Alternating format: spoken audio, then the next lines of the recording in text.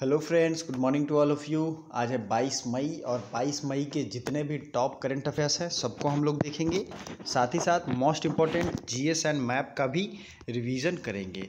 ठीक है, आप जानते हो लगभग 200 से 300 अलग से जीएस के फैक्ट्स हम लोग रिवीजन करते हैं। और अगर आपको इसकी पीडीएफ चाहिए तो डिस्क्रिप्शन में दिए टेलीग्राम व्हाट्सएप ग्रुप जो भी आपको लिंक खुला हो आप उससे डाउनलोड कर सकते हैं, जुड़ सकते हैं। ये हमारी फेसबुक आईडी है। करंट अफेयर्स की पीडीएफ खरीदनी हो तो आप यहाँ संपर्क कर सकते हैं। साथ ही साथ वन डे एग्जाम पॉइंट को जरूर सब्सक्राइब करें क्योंकि इस पर हर वीडियो पहले आता है। इस पर स्टडी मटेरियल ज़्यादा हैं और ज़्यादा से ज़्यादा लोग इसे सब्सक्राइब करें और फॉलो करें मुझे अमित सिंह आर्या से फेसबुक पे, इंस्टाग्राम पे। तो चलिए शुरू करते हैं। पहला क्वेश्चन है, आज डे वाला क्वेश्चन मैंने फर्स्ट में रखा है, एंटी टेररिज्म डे मतलब आतंकवादी विरोधी दिवस। क्या है? आतंकवादी विरोधी दिवस। ये कब मनाया गया? तो ऑप्शन देखते हैं, 17 मई, 18 मई, 20 मई और 22 मई। तो बताइए। तो ये डे जो है दरअसल 22 नहीं 21 मई को मनाया जाता है और यहाँ जो 4 है वो राइट आंसर है। तो इसके साथ ही मई महीने के जितने भी इम्पोर्टेंट डेज हैं सबको हम लोग रिवीजन करेंगे। ठीक है, तो सबसे पहले 1 मई को मजदूर दिवस, 2 मई को ट्यूना डे, 3 मई को प्रेस फ्रीडम डे, 5 मई को 2 डे मनाए गए हैं specially, hand wash day WHO के द्वारा और अस्थमा डे। इस बार का अस्थमा डे पड़ गया था कब? तो 5 मई को ही। तो सबसे ज़्यादा आपको ये ध्यान रखनी है, the most important thing is asthma day is on 5 May in this month and hand wash day. Next है 7 मई को। तो 7 मई को बताइए, लेकिन 7 अप्रैल को जरूर याद रखिएगा। 7 अप्रैल 1948 को WHO की स्थापना हुई थी और 7 April is the day of WHO day. ठीक है, हेल्थ डे। अब बात करते हैं 10 मई को और 11 मई को। 8 मई को पहले देख लेते हैं। 8 मई को थैलीसीमिया डे और रेड क्रॉस डे, दोनों डे मनाया जाता है 8 मई को। ठीक है, 10 मई को कौन सा डे मनाया जाता है आपको कमेंट बॉक्स में कमेंट करके बताना है। 11 मई को टेक्नोलॉजी डे, जो भी मैं कमेंट करने के लिए बोलूँ उसे जरूर कमेंट करिए। 11 मई को मनाया जाता है टेक्नोलॉजी डे। 12 मई को माइग्रेटरी बर्ड डे। ठीक है, तो ये इंपॉर्टेंट कुछ है जिनको याद रखना चाहिए। 17 मई को और 18 मई को। 17 मई को मनाया गया हाइपर टेंशन डे और 18 मई को मनाया गया म्यूजियम डे। और मधुमक्खी दिवस कब मनाया गया? मैंने कल ही बताया था, तो ये मनाया गया 20 मई को। तो इतने इम्पॉर्टेंट डेज आपको याद रखने चाहिए जो आपके एग्ज़ाम में बहुत ही ज़्यादा बार पूछे जाएंगे। नेक्स्ट है इंटरनेशनल टी डे। तो आपने ये तो देखा कि 17 मई को कौन सा डे मनाया गया, ऊपर वाला एंटी टेररिज्म डे, आतंकवादी विरोधी दिवस। लेकिन अंतर्राष्ट्रीय चाय दिवस भी 17 मई को ही नहीं मनाया जाता है। 17 मई को मनाया जाता है हाइपर टेंशन डे। तो इंटरनेशनल चाय दिवस जो है 21 मई को मनाया जाता है। बहुत बार मैं आपको कंफ्यूज करने के लिए, आपका टेस्ट करने के लिए गलत टाइप जवाब देता हूं जिससे कि आपका साइकोलॉजिकल कॉन्शसनेस लेवल चेक हो पाए, आप कितने अटेंटिव होके सुनते हो। दोस्तों, आप जितने ज़्यादा अटेंटिव होके सुनोगे सिलेक्शन के चांस उतने ज़्यादा रहेंगे, फोकस आपका उतना ज़्यादा दृढ़ रहेगा। ठीक है, तो ये आप ध्यान रखोगे।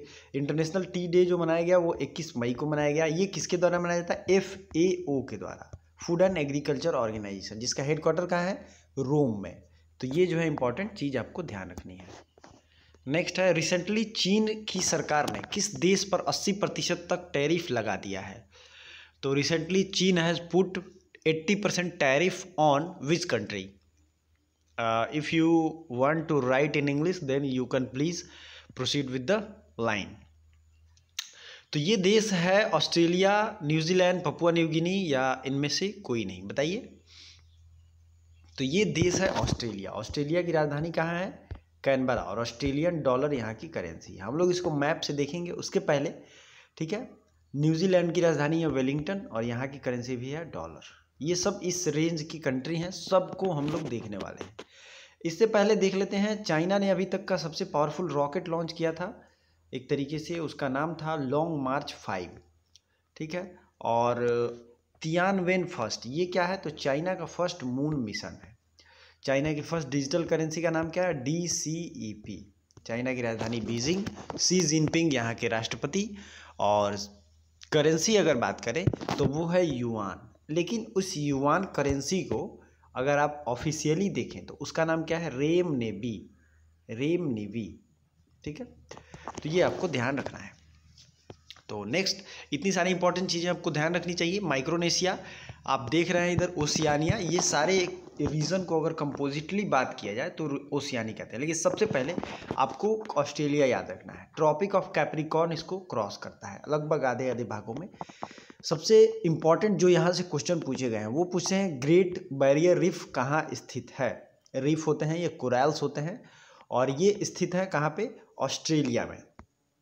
मोस्ट इम्पॉर्टेंटली बहुत बार पूछे गए हैं। इसे कंट्री ऑफ स्पोर्ट्स कहते हैं। क्यों? क्योंकि यहाँ 60 से 80% लोग खेल में इन्वॉल्व रहते हैं। ये एक बहुत अच्छी बात है। फिर इसे कंगारू आइलैंड भी कहते हैं। कंगारुओं का देश किसे कहते हैं, ऑस्ट्रेलिया को। यहाँ के 2 सोने की खान है, काल गुर्डी और कूल गार्डी। ये दोनों जो हैं यहाँ के देश हैं, सोने की खान है, इस देश में सोने की खान है, और ये पूछे जाते हैं एग्जाम में। ध्यान से देखिए इस जगह को, ये है एशिया और ये इंडोनेशिया का इलाका है। इंडोनेशिया की राजधानी है अब तो जकार्ता से चेंज हो गई है, न्यू कालीमंतन, पहले थी जकार्ता। ठीक है, लेकिन इन सब देशों से तो कम सवाल पूछे गए। इनको अगर पूरे को जोड़ दिया जाए तो ओशियानिया कहते हैं। इसके ठीक नीचे है न्यूजीलैंड, और टस्मन सी आपको यहाँ दिख रहा है, टस्मानिया है और ये है न्यूजीलैंड। इन दोनों आइलैंड के बीच में न्यूजीलैंड में कुक स्ट्रेट है। क्या है, कुक स्ट्रेट। तो क्वेश्चन में आया हुआ है, आपको ये ध्यान रखना है। ठीक है, कुछ आपको ऑब्सक्योर देश हैं जिसके बारे में बहुत कम लोग जानते हैं, उसको देखना चाहिए मैप में। जैसे कि ये है पलाऊ, आपको पलाऊ दिख रहा होगा, ये यूएस टेरिटरी के बगल में। और एक आपने न्यूज़ में सुना होगा गुआम आइलैंड, जिस पे नॉर्थ कोरिया हमेशा कहता था कि अटैक कर देंगे, वो भी गुआम आइलैंड यहीं पे है। नेक्स्ट है मार्शल आइलैंड, जिस पे बहुत ज़्यादा न्यूक्लियर टेस्ट और हथियारों का टेस्ट होता है, ये भी अमेरिका के कंट्री में है, अमेरिका के कंट्रोल में है। Kiribati, Solomon Island, Papua New Guinea, ये आपको याद रखना चाहिए, पपुआ न्यू गिनी। आप अभी गूगल पे सर्च करोगे, कमेंट करके ये बताओगे कि पपुआ न्यू गिनी की राजधानी कहाँ है। ठीक है, ये आपको ध्यान रखना है। तो इतने सारी चीज़ें आपको याद रखना है ऑस्ट्रेलिया से। तो चलिए अगले क्वेश्चन की तरफ बढ़ते हैं। उससे पहले, बढ़ने से पहले इस वीडियो को लाइक ज़रूर कर दें और ज़्यादा से ज़्यादा लोगों में शेयर भी करें। लाइक करने से दोस्तों मोटिवेशन मिलता है, और वीडियो को ज़्यादा से ज़्यादा शेयर भी करें, क्योंकि शेयर करने से जो भी इन्फॉर्मेटिव लोग हैं, जिनको इन्फॉर्मेशन की ज़रूरत है, उनके पास ये वीडियो पहुंचेगा और मुझे बहुत अच्छा लगेगा। तो अगर चैनल पे पहली बार हैं तो सब्सक्राइब जरूर करें, और साथ ही साथ बेल आइकन को प्रेस करना सीखें। बेल आइकन अगर आप प्रेस करते हो, बहुत लोग मुझसे कमेंट कर रहे थे, कल ही बहुत लोगों ने कमेंट किया था। दरअसल मैं गाँव आया हूँ तो यहाँ नेटवर्क की थोड़ी प्रॉब्लम है, इसलिए थोड़ी सी लेट हो जा रहा है। लेकिन आपको ये समझना चाहिए कि अगर आप लोग बेल आइकन दबा देते हो तो आपके पास नोटिफिकेशन टाइम से पहुँच जाएगा। ठीक है, तो बेल आइकन दबा दो, वीडियो को लाइक जरूर कर दो। लाइक करने में कंजूसी नहीं करो आप लोग, ठीक है, हर वीडियो को लाइक करना सीखो। किस शहर के 100% सौरकरण के लिए कदम उठाया गया है? तो ये कदम उठाया है सेंट्रल गवर्नमेंट ने, और इसने 25 करोड़ रुपए का खर्च करने का टारगेट रखा है। सेंट्रल गवर्नमेंट, केंद्र सरकार, जिसमें प्रधानमंत्री मोदी की अध्यक्षता में बीजेपी गवर्नमेंट की सरकार है, जो फुल मेजॉरिटी में है। तो ये शहर है कोणार्क। कोणार्क में क्या है? कोणार्क में है सन टेम्पल। मैं इसका इमेज भी आपको दिखाता हूँ। और ये सन टेम्पल जो है इतना खूबसूरत है, मैं आपको बता नहीं सकता। इसे ब्लैक पैगोडा भी कहते हैं। ठीक है, इसके बारे में टोटल चीज़ें मैं आपको बताऊंगा। इसे ब्लैक पैगोडा भी कहते हैं क्योंकि इसमें एक अजीब अट्रैक्शन था जो कि जहाज़ों को खींच लेता था अंग्रेज़ों के टाइम में। ऐसा माना जाता था कि जब अंग्रेज़ी जहाज़ उड़ीसा तट के आसपास आते थे तो इसके लोहे में, मतलब इसकी जो पिलर्स में इतनी पावर थी कि वो उनको अट्रैक्ट कर लेता था। ठीक है, ये 7 घोड़े रथ पे, नहीं होता है कि एक आपने देखा होगा इमेज में कि 7 घोड़े रथ पे खींच रहे हैं, ये इमेज यहीं पे है। और ये सबसे अनोखी बात है यहाँ की। कोणार्क कहाँ है? उड़ीसा में। ठीक है, और ये जो है यहाँ की सबसे फेमस टेम्पल्स में से एक है। ठीक है, यहाँ के आर्किटेक्चर आप देख सकते हैं कितना विशाल और कितना अच्छा है। अब आपको याद रखना है कि ये बनवाया किसने था? तो ये बनवाया था चंदेल शासकों ने। चंदेल शासकों ने इसे बनवाया था। बहुत बार क्वेश्चन पूछा गया है। ठीक है, और यह है क्या, पूरी उड़ीसा में। अब नेक्स्ट फैक्ट आपको ये याद रखना है, चंदेल शासकों ने 13वीं शताब्दी में शासन किया था। ठीक है दोस्तों, तो ये सारे इंपॉर्टेंट फैक्ट्स आपको बहुत ही ज़्यादा काम आने वाले हैं। नेक्स्ट है 2019 का अलेक्जेंडर डेलरिम्पल अवार्ड किसे दिया गया? एडमिरल आर डी कटारी, वाइस एडमिरल विनय वधवार, सुनील लांबा, विपिन रावत। तो ये दिया गया है, सेकेंड ऑप्शन जो है ये राइट आंसर है। सेकेंड में किसका नाम है? वाइस एडमिरल विनय वधवार। तो इनको दिया गया है अलेक्जेंडर डेलरिम्पल अवार्ड, ये डिफेंस से रिलेटेड अवार्ड है। नेक्स्ट आपको याद रखना है विपिन रावत। विपिन रावत के बारे में बहुत ज़्यादा संभावना है कि सवाल पूछा जाए। ये भारत के पहले चीफ ऑफ डिफेंस स्टाफ है, ठीक है, भारत के पहले हैं। इनके बारे में मैंने एक अलग से वीडियो बनाया हुआ है, आपको मिल जाएगा। और दूसरी चीज़ है, आपको और भी जितने सब्जेक्ट हैं सबकी अगर लिंक चाहिए, कौन से सब्जेक्ट आपकी वीक है आप मुझे कमेंट करो, उस पर मैं वीडियो लेकर आ रहा हूँ धीरे धीरे। और जो भी सब्जेक्ट है जैसे history, geography, polity, general science, सब की प्लेलिस्ट की जो लिंक है वो डिस्क्रिप्शन में दे दी गई है, आप वहाँ से क्लिक करके उसे देख सकते हैं। साथ ही साथ फेसबुक और जगहों पे फॉलो कर सकते हैं, ठीक है। तो पूरा डिस्क्रिप्शन जरूर देखिए। मंथली करंट अफेयर्स की भी दी गई है डिस्क्रिप्शन में। मंथली करंट अफेयर्स जो नए लोग नहीं देखे हैं वो ज़रूर देखिए, क्योंकि उससे आपका बहुत ज़्यादा फ़ायदा होगा। तो वाइस एडमिरल विनय वधवार जो है इनको दिया गया ये अवार्ड। विपिन रावत के बारे में बात हो रही थी, इन्हें चीफ ऑफ डिफेंस पहले स्टाफ है, चीफ ऑफ डिफेंस स्टाफ, और ये तीनों सेनाओं को इंटीग्रेट करने का काम करेगा। इनका कार्यकाल होगा 3 साल, 3 साल या 65 वर्ष उम्र, दो चीज़ें हैं। क्या क्या है?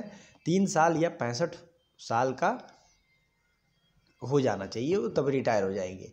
दूसरी चीज़ आपको क्या याद रखना है, ये 4 स्टार मिलिट्री ग्रेड जनरल हैं, 4 स्टार। जिस देश से ये लिया गया वहाँ पे पैटर्न क्या है? 5 स्टार, ठीक है। तो ये आपको ध्यान रखना है। और दोस्तों जो भी एयर मार्शल, एयर फोर्स के चीफ हैं, एयर मार्शल जिसे कहते हैं, एडमिरल हैं और जनरल हैं, तीनों के नाम आप लोग वीडियो को पॉज कीजिए और पॉज करने के बाद उसे कमेंट बॉक्स में कमेंट कीजिए, ठीक है। मुझे बहुत अच्छा लगता है जब आप लोग कमेंट करते हैं। Thank you so much for commenting. Commenting करने से आपका नॉलेज, आपका अवेयरनेस और आपकी इंटीग्रिटी नज़र आती है, ठीक है। HRD मिनिस्ट्री ने कौन सा एप्लीकेशन लॉन्च किया है? मोस्ट इंपॉर्टेंट और बहुत ज़्यादा संभावना है ये क्वेश्चन पूछे जाने का। और रिसेंट की बात हो रही है, तो ऑप्शन 1 नेशनल टेस्ट अभ्यास युक्ति सुधार, तो इसका राइट आंसर है नेशनल टेस्ट अभ्यास। और HRD मतलब क्या होता है? Human resource and development ministry, मतलब मानव संसाधन एवं विकास मंत्रालय। ये जो है एप्लीकेशन इन्होंने लॉन्च किया है नेशनल टेस्ट अभ्यास, और इसका जो राइट आंसर होगा, एक राइट आंसर होगा। अब आपको कमेंट करके बताना है युक्ति पोर्टल, युक्ति पोर्टल किस मिनिस्ट्री ने बताया है? हमारे HRD मिनिस्टर कौन है? रमेश पोखरियाल निशंक, ये हमारे HRD मिनिस्टर हैं। चलिए, आत्मनिर्भर भारत के लिए कौन से सॉन्ग लॉन्च किए गए हैं? तो जयथु भारतम, भारतम वी फाइट, जय हो भारती, हम हार नहीं मानेंगे। तो बताइए इसका राइट आंसर। आत्मनिर्भर भारत के लिए जयथु भारतम लॉन्च किया गया है, ठीक है। नेक्स्ट देखते हैं, इंडियन स्टील एसोसिएशन के नए अध्यक्ष कौन बन गए हैं? इंडियन स्टील एसोसिएशन, ये मोस्ट इंपॉर्टेंटली VVI क्वेश्चन है।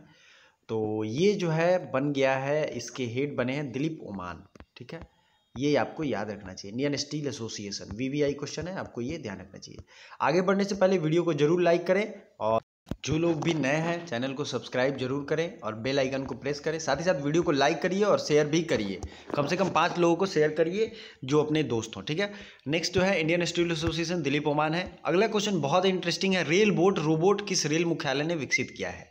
ये क्या है? ये रोबोट कोरोना फाइट में, कोविड-19 के फाइट में बहुत कंट्रीब्यूशन देने वाला है। तो आपको ये देखना है, दक्षिण रेलवे, दक्षिण मध्य रेलवे और ECR मतलब ईस्ट सेंट्रल रेलवे और वेस्टर्न रेलवे, इसमें कौन कौन सा है राइट आंसर? बताइए मुझे कमेंट करके। तो ये है इसका दक्षिण मध्य रेलवे, इसका राइट आंसर है दक्षिण मध्य रेलवे, साउथ सेंट्रल रेलवे। और साउथ सेंट्रल रेलवे का हेडक्वार्टर कहाँ है बताइए? तो मैंने ट्रिक भी बताया था, और मेरे ज्योग्राफी सेक्शन में इस पे एक अलग से वीडियो पड़ा हुआ है। ज्योग्राफी के प्लेलिस्ट में जाएंगे तो उसमें रेलवे मुख्यालय, एयरपोर्ट और कौन कहाँ है आपको याद करने के लिए बहुत ही इजी ट्रिक दिए गए हैं। इसका मैंने ट्रिक बताया था SC सिकंदरा, तो साउथ सेंट्रल रेलवे का सिकंदरा है। इसी तरीके से और भी ट्रिक थे, NWJ मतलब नॉर्थ वेस्टर्न रेलवे का 9W जय, इसका क्या था, नॉर्थ वेस्टर्न रेलवे का हेडक्वार्टर है जयपुर में। ठीक है, अब एक और ट्रिक था, SWH मतलब साउथ वेस्टर्न रेलवे का है कहाँ हेडक्वार्टर, तो ये है हुबली में, हुबली, SWH हुबली। ठीक है, अब जो मोस्ट इम्पॉर्टेंट है, यूपी में 2 रेलवे हेडक्वार्टर हैं, ये आपको कमेंट करके बता रहा है। बहुत ज़्यादा इजी क्वेश्चन है, ये आप आराम से कमेंट करके बता सकते हो। वेस्टर्न रेलवे का मुख्यालय है मुंबई में, नॉर्दर्न रेलवे का मुख्यालय है कहाँ, नॉर्दर्न रेलवे दिल्ली में, ईस्टर्न रेलवे का मुख्यालय कहाँ है, यह है कोलकाता में। ठीक है, और ईस्ट फ्रंटियर रेलवे का कहाँ है, तो ये है मालेगांव गुवाहाटी में। तो ये सारी चीज़ें आपको याद रखनी चाहिए। अगर साउदर्न रेलवे की बात की जाए तो उसकी हेडक्वार्टर है चेन्नई में। तो नॉर्थ ईस्ट साउथ वेस्ट सब मैंने देख लिया। अब बात करते हैं, दक्षिण रेलवे भी देख लिया, दक्षिण मध्य भी बता दिया मैंने, वेस्टर्न रेलवे भी हो गया। एक बच जाता है सेंट्रल रेलवे। तो सेंट्रल रेलवे का मुख्यालय है मुंबई चर्च गेट। ठीक है, नेक्स्ट फैक्ट, भारत में रेलवे की शुरुआत हुई थी 1853 में, और ये मुंबई से ठाणे के बीच में सबसे पहले रेल चली थी, 34 किलोमीटर डिस्टेंस था। ठीक है, आपको कमेंट करके ये बताना है कि ये किस गवर्नर जनरल के टाइम में रेलवे की शुरुआत की गई थी। मोस्ट इंपॉर्टेंटली ये बहुत बार पूछा गया है। अगर आपको नहीं पता है तो मुझे कमेंट करिए, मैं अगले वीडियो में ज़रूर बताऊंगा। नेक्स्ट, आप वीडियो को जरूर लाइक कर दें। अगला क्वेश्चन देखते हैं, कौन सा केंद्र शासित प्रदेश कोरोना फ्री हो गया है। तो कल किसी बच्चे ने ये कमेंट किया था कि विच union territory is now corona free, तो ये है लद्दाख। उसने कमेंट किया था कि सर इसकी जो है वो दिल्ली होगी। कैसे होगी, दिल्ली में तो सबसे ज़्यादा केसेज हैं, और लद्दाख जो है इसमें पिछले 15 दिनों में कोई भी केस नहीं आया है, इसलिए इसे कोरोना फ्री कर दिया गया है। और कौन सा ऐसा राज्य है जिसे कोरोना फ्री किया गया है, तो वो राज्य है गोवा। चलिए आगे बढ़ते हैं। ये आज के इंडिया के मैप में हमने रखा है साउदर्न इंडिया को, और साउथ इंडिया का सबसे जो ऊंची पर्वत है उसका नाम है क्या नाम है बताइए, अन्नामलाई। और इसकी जो सबसे ऊंची चोटी है वो है अन्नामुड़ी, मुड़ी चोटी है, अन्नामलाई जो है पर्वत श्रेणी है, और इसका हाइट कितना है 2695। दूसरा है दोदा बेटा, इसकी हाइट कितनी है, तो ये है 2637 मीटर। ये इतने हाइट पे ऊंचा है, मतलब दोनों की हाइट आपको याद होनी चाहिए, एग्जाम में पूछा गया है। एक क्वेश्चन पूछा जाता है कार्डमम हिल्स कहाँ है, तो आप देखिए यहाँ कार्डमम हिल्स केरला और थोड़ा सा तमिलनाडु में भी इसका पड़ता है। नीलगिरी हिल्स के बारे में बहुत बार सवाल पूछा गया। नीलगिरी हिल्स अगर सही तरीके से देखा जाए तो तमिलनाडु और केरला के बॉर्डर पे पड़ता है। ठीक है, केरला में कौन कौन से नेशनल पार्क हैं, तो पहला है पेरियार नेशनल पार्क, आपको याद रखना है, और साइलेंट वैली नेशनल पार्क। ठीक है, ये दोनों चीज़ें आपको ध्यान रखनी है। वैली ऑफ फ्लावर्स कहाँ है, तो ये है उत्तराखंड में। सलीम अली नेशनल पार्क कहाँ है, तो ये है, बताइए कहाँ है, सलीम अली नेशनल पार्क और सलीम अली बर्ड सेंचुरी, दोनों में डिफ्रेंशिएट करके जो भी राइट आंसर है, कौन जम्मू कश्मीर में है कौन गोवा में है, आपको कमेंट करके बताना है। ठीक है, तमिलनाडु के जितने भी नेशनल पार्क हैं मैंने कई बार बताए हैं, आपको याद रहना चाहिए। ठीक है, गुंडी national park, Indira Gandhi national park, Mannar national park, Annamalai national park, ये सब के सब नेशनल पार्क कहाँ है, तमिलनाडु में है। अब आंध्र प्रदेश के बारे में भी मैंने बताया है। आंध्र प्रदेश का जो राजधानी है अमरावती, ये भारत का 25वां हाई कोर्ट है, और अभी हाल में आंध्र प्रदेश ने ही अपनी 3 राजधानियों को बनाने का प्रस्ताव पास किया है। साथ ही साथ अपने लेजिस्लेटिव काउंसिल, मतलब जो लेजिस्लेटिव असेंबली के अलावा एक और विधान परिषद होती है, उसको भी ख़त्म करने का इन्होंने प्रस्ताव पारित किया है। तो ये सारे इंपॉर्टेंट चीज़ आपको याद रखनी चाहिए, आपके रिवीजन होने चाहिए। पर्याप्त रिवीजन कीजिए, टोटल पढ़िए, टोटल रिवाइज कीजिए, और मोटिवेटेड रहिए। सेल्फ मोटिवेटेड रहना जरूरी है।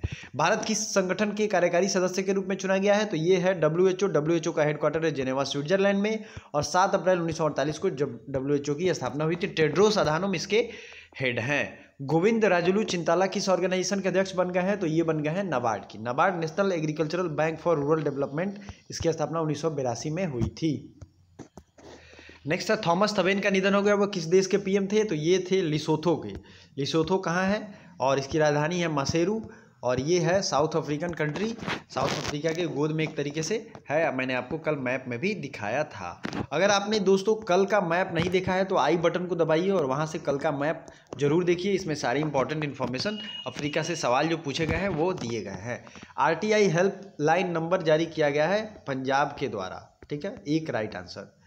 नेक्स्ट है, किस देश ने WHO को $2 बिलियन की देने की घोषणा की है? तो ये देश है चीन। और अगला क्वेश्चन आपके लिए, किस देश ने अपने नए मानचित्र में काला पानी को दिखा दिया है? तो जो भी इसका राइट आंसर है उस विथ डिटेल कमेंट करें राष्ट्रपति और वहाँ के प्रधानमंत्री के साथ, और भी इंपॉर्टेंट जो फैक्ट्स हैं उनके साथ। Thank you so much for watching till the end.